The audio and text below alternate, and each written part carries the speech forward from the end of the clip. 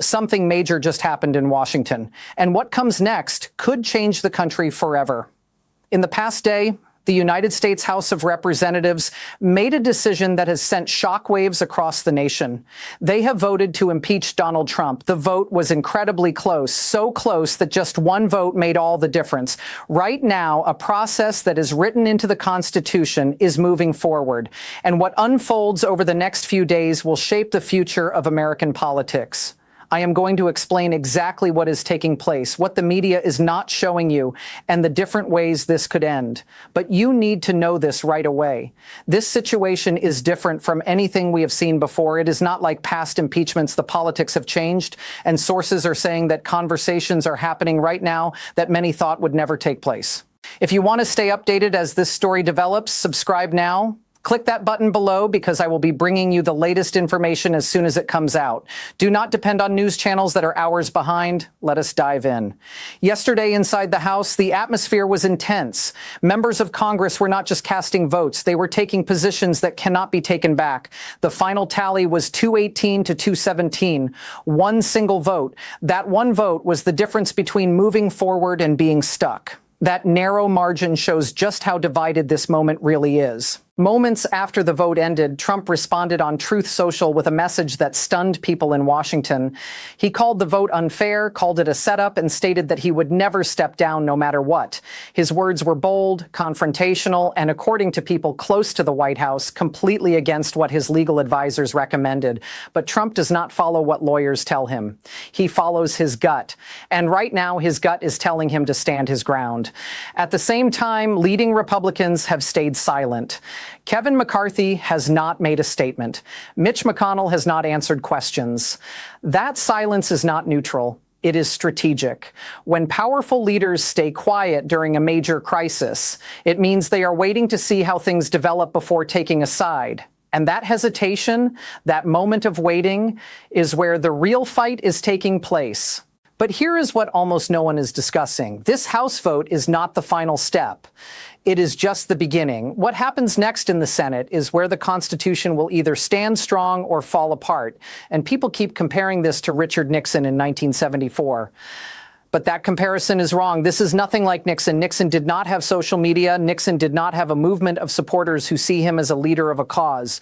Nixon could not speak directly to tens of millions of people instantly. That changes everything. And it makes what is coming now far more unpredictable than Watergate ever was. Let me explain the legal process that is now starting, because this is where many people get lost. And that confusion is exactly what allows politicians to control the story. There are only two ways written in the Constitution to remove a sitting president, and both of them have huge challenges that are not being talked about honestly. The first way is impeachment, which just happened in the House. But impeachment by itself does nothing. It is like being charged with something, not convicted. The real decision happens in the Senate. And that is where the numbers get difficult. You need 67 senators to vote for removal. 67. Right now, Democrats have 51 seats if you include independents who vote with them.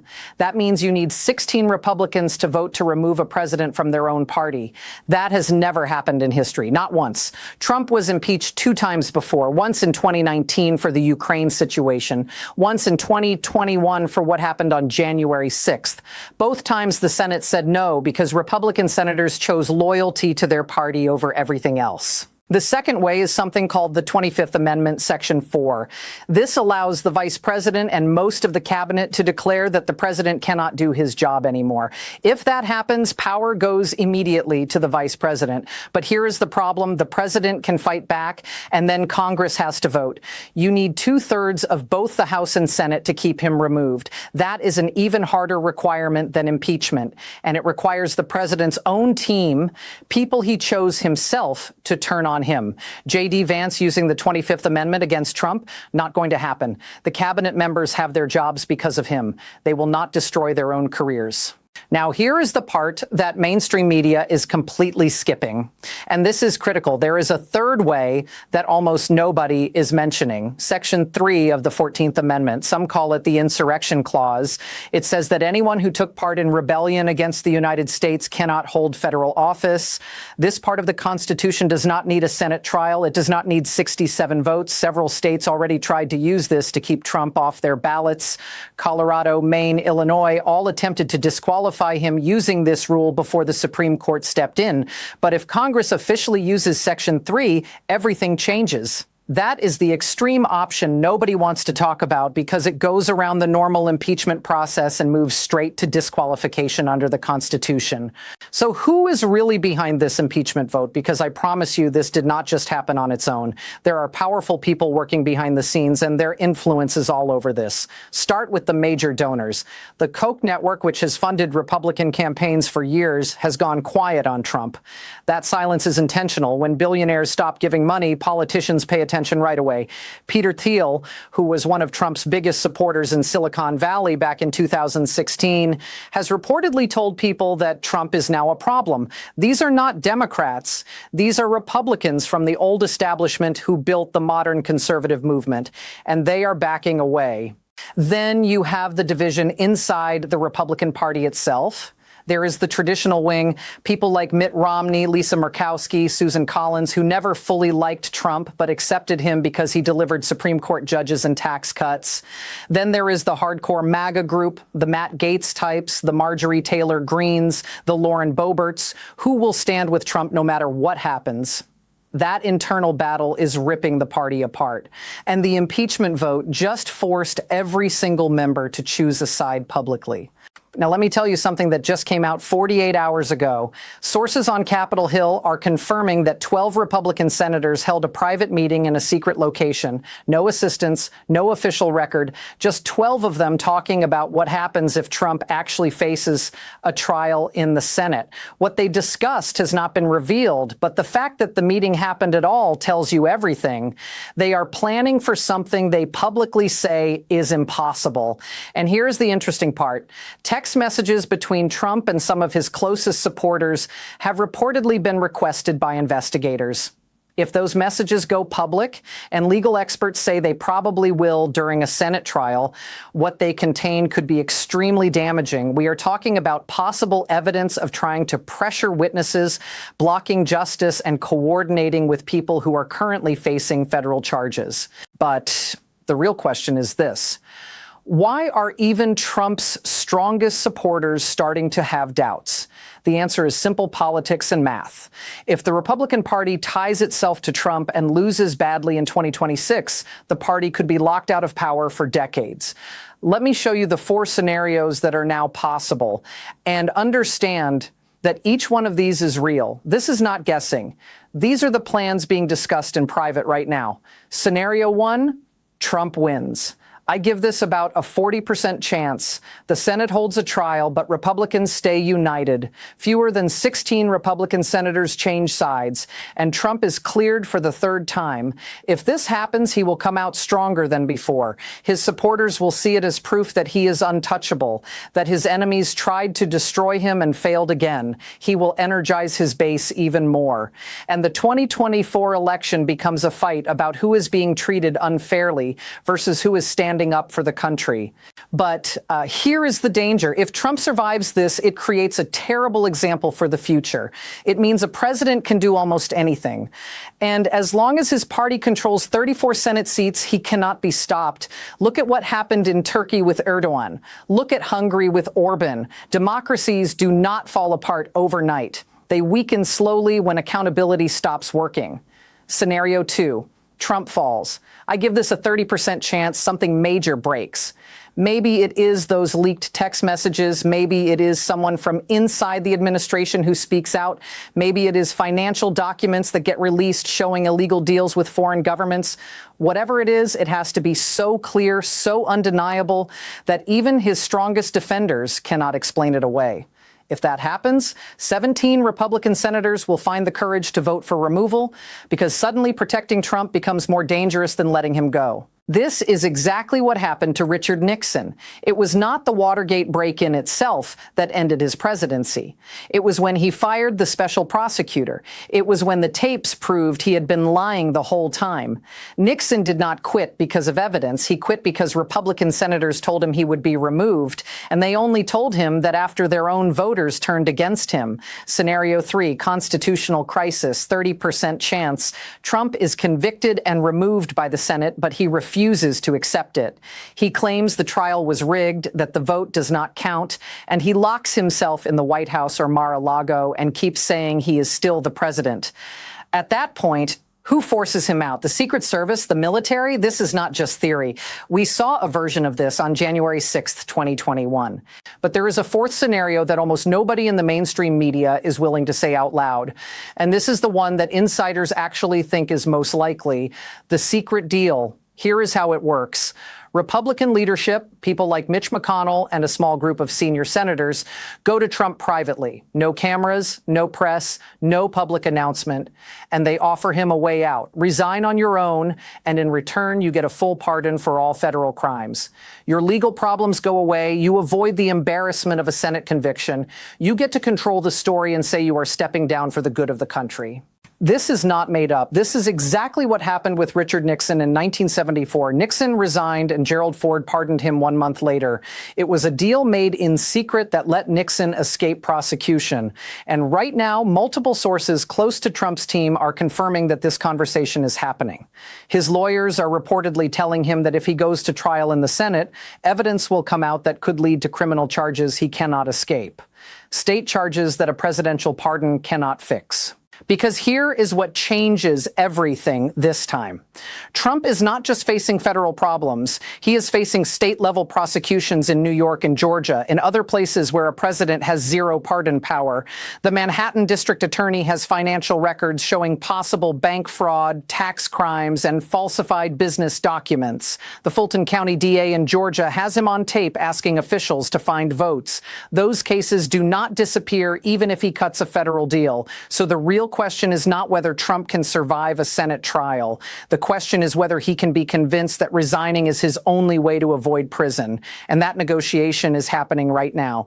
Now, let me take you beyond America, because what happens in Washington affects the entire world. The whole planet is watching this, and the consequences are enormous.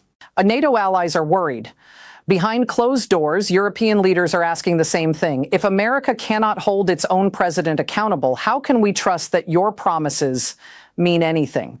The alliance between America and Europe, which has kept peace for 75 years, is built on trust. And that trust is breaking down right now. Meanwhile, enemies are celebrating. Vladimir Putin is watching this chaos and feeling good about it. Xi Jinping is taking notes. Because every day that America is focused on its own internal political fights is a day that Russia can push forward in Ukraine, that China can threaten Taiwan, that dictatorships around the world can point to the United States and say, see, democracy does not work. Look at them destroying themselves. Financial markets are reacting too. The Dow Jones has been unstable. Bitcoin jumped as investors look for safe places outside traditional systems. Gold is going up. These are not just numbers. These are signs that global confidence in American stability is shaking. And here is the long-term nightmare. If Trump either survives this or destroys the system fighting it, the message to every other democracy on earth is obvious. Strong leaders win, institutions lose. Accountability is optional if you have enough supporters willing to fight for you. That is not just an American problem. That is the end of the international order that has kept the world working since 1945. Everything from trade deals to military alliances to human rights standards, all of it depends on the idea that democracies are stable and predictable. That foundation is cracking. So what can you actually do about this? Because I know many of you watching this feel powerless, like these decisions are being made by people in places you will never be. But that is not true. Public pressure works, and history proves it. First, call your senators. I am serious. Not an email, not a tweet. Pick up the phone. Senate offices track phone calls. And when they get flooded with calls from voters, it matters. The number for the Capitol switchboard is 202-224-3121. Call and tell them how you expect them to vote. Second, peaceful protest matters. The civil rights movement did not win because of backroom deals. It won because millions of people showed up in the streets and made doing nothing more expensive than doing something. The same thing happened during Watergate. Public opinion changed. And once it did, politicians followed. Third, use social media wisely. Hashtags like hold them accountable and constitutional crisis are trending right now. Amplify voices that are demanding transparency. But here is the key. Do not just share anger, share action steps. Tell people how to contact their representatives. Give them the tools to apply pressure. But let me be very clear. This has to stay legal and peaceful. Violence destroys movements. Aggression makes causes lose credibility. The moment this turns destructive, you lose the moral authority, and you give ammunition to the people you are trying to hold accountable. Let me bring this all together because we are running out of time, and the clock is moving faster than most people realize. Here are the 3 things you need to remember right now. First, the House vote is finished. Impeachment has happened, but impeachment is not removal. The Senate trial is where this gets decided, and that trial could begin within 72 hours. Second, the next 3 days are the most critical period in modern American political history. Secret negotiations are happening right now. Senators are being pressured from every angle. Evidence is being gathered. Legal strategies are being finalized. What happens between now and the weekend will determine the outcome. Third, this is not just about Donald Trump. This is about whether the system of checks and balances that has held this country together for 250 years still works. If accountability fails here, the precedent will shape American politics for the next 50 years. So here's the question I want you to think about. Are we watching the collapse of the oldest democracy in the world, or are we watching the moment when the system finally finds the strength to fix itself? Because it could go either way, and nobody knows yet. I am tracking something right now that I cannot fully report yet, but it involves financial transactions between Trump-connected organizations and foreign billionaires. If what I am hearing is accurate, it is going to change this story completely. Stay with me. I will have that update as soon as I can confirm it. But for now, understand this. We are in unknown territory, and staying silent is not an option. Subscribe to this channel right now.